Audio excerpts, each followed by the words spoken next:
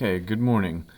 Unit 6.5 is about foreign exchange, changes in the foreign exchange market, and how those will lead to changes in a country's net exports.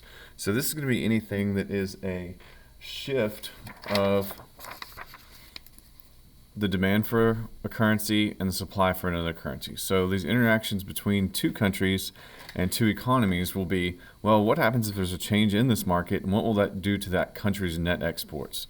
So let's look at the idea or review net exports a little bit. Remember, net exports equals to exports minus imports.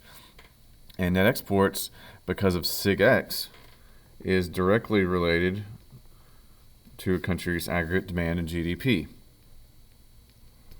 So if something happens, for example, this is question one of the topic questions on 6.5. Say the United States and Japan are trading partners, and the United States currency increases relative to that of Japan.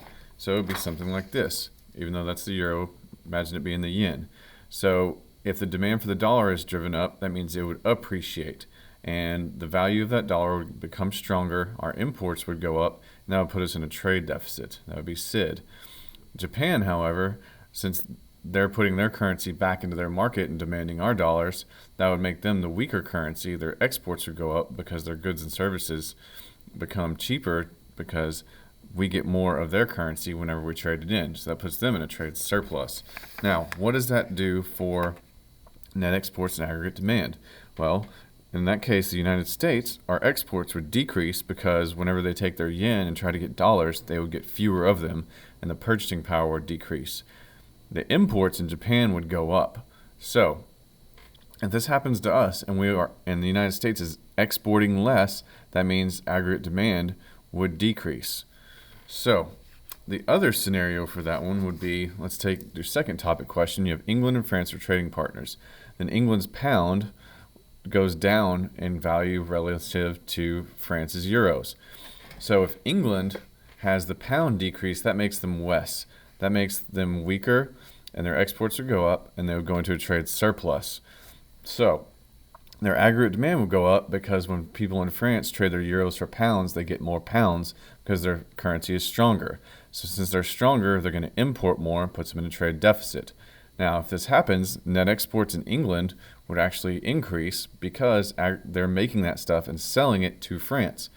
France, however, their aggregate demand would decrease because they're importing more products, not making as much products, and they're also, the products they are making, they're not shipping out or selling. So their aggregate demand would decrease. So in a quick review, let's think about what SID and WES mean to this exchange market and net exports. So if you get fewer amounts of if you get fewer foreign currency because you have a weaker dollar, whenever you go to buy those things from the other country, your domestic goods are going to be cheap and foreign goods are going to be expensive. So therefore, you're going to be in a trade surplus. They're going to be buying your cheap goods. If you get more foreign currency for your currency, you would become stronger. You'd import more, and you'd be in a trade deficit. So strong import and deficit, you have SID. So domestic goods become more expensive, and foreign goods would become cheap.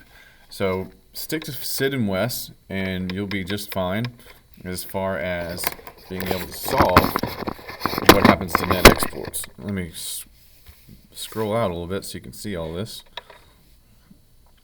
There's that part as a review. And there's that part if you want to pause and take a look and write that down.